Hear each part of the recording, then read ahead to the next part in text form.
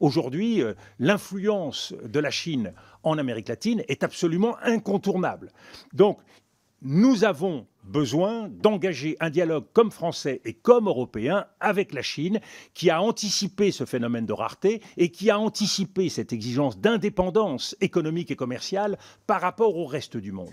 Donc il y a véritablement, de ce point de vue-là, une capacité chinoise à avoir des leviers que nous n'avons pas, ne serait-ce que le levier des terres rares. Et la première mesure décidée par les Chinois, c'est de fermer le bouton qui concerne les terres rares, et ce qui met bien évidemment en grande difficulté un certain nombre de secteurs technologiques américains. C'est pour cela que je parlais tout à l'heure de la nécessité pour nos entreprises européennes, par exemple, d'appliquer une règle préférentielle par rapport aux entreprises américaines. Il faut savoir jouer subtilement entre les mailles du filet pour éviter justement cette logique de confrontation, qu'il s'agisse des mesures tarifaires ou des mesures non tarifaires.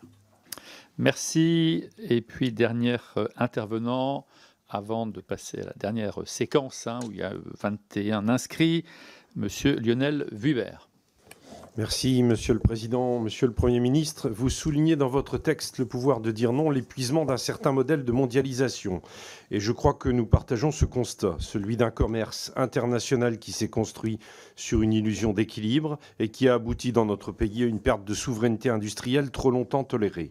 Ce que vous décrivez comme un monde ivre de puissance, où les flux commerciaux sont devenus autant d'armes que de ponts, c'est ce que nous vivons aujourd'hui. Dépendance aux matières premières, fragmentation des chaînes de valeur, guerre économique larvée entre blocs.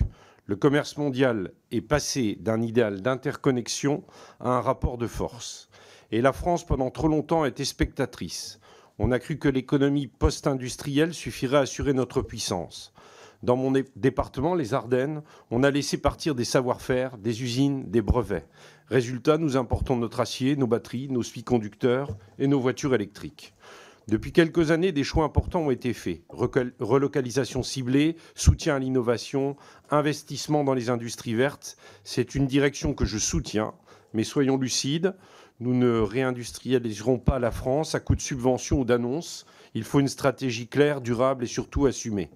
Assumer vis-à-vis de nos partenaires européens, avec lesquels nous devons bâtir un véritable marché commun de la puissance industrielle. Assumer face aux grandes puissances en défendant nos intérêts, nos normes, nos standards. Et assumer à l'intérieur en reconnectant industrie et territoire.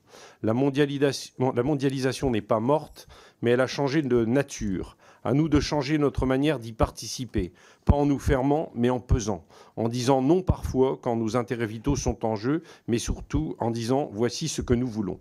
La France a encore les moyens d'être une nation industrielle. Encore faut-il qu'elle cesse de douter d'elle-même. Redonner à ces territoires, et je pense ici aux Ardennes comme à tant d'autres, leur place dans la chaîne de valeur, c'est faire le pari d'un avenir enraciné, résilient et stratégique. Aussi, Monsieur le Premier ministre, au-delà de la nécessité de bâtir une véritable stratégie économique européenne, comment peut-on donner à nos territoires, à nos régions, véritablement les moyens de participer et d'accélérer cette reconquête industrielle? Je vous remercie. Merci, Monsieur Dominique de Villepin. La réponse, s'il vous plaît. Merci, Monsieur le député. En vous écoutant, chacun peut mesurer l'extraordinaire complexité auquel nous devons faire face. Car en effet, il y a les grands équilibres mondiaux, la nouvelle équation impériale, et puis il y a la réalité de tous les jours auxquels sont soumis nos compatriotes à travers des drames comme la désindustrialisation, la fermeture d'un certain nombre d'usines. Et ce sont des vies qui basculent. Et je vois à quel point il est difficile à l'échelle du gouvernement ou du président de la République, quotidiennement de tenir les deux bouts de cette chaîne et d'être capable de prendre en compte, j'en discutais encore récemment avec un certain nombre de partenaires sociaux, de prendre en compte l'inquiétude de notre population, d'hommes et de femmes qui aujourd'hui se demandent si leur emploi va être supprimé, si leur temps de travail va être bousculé.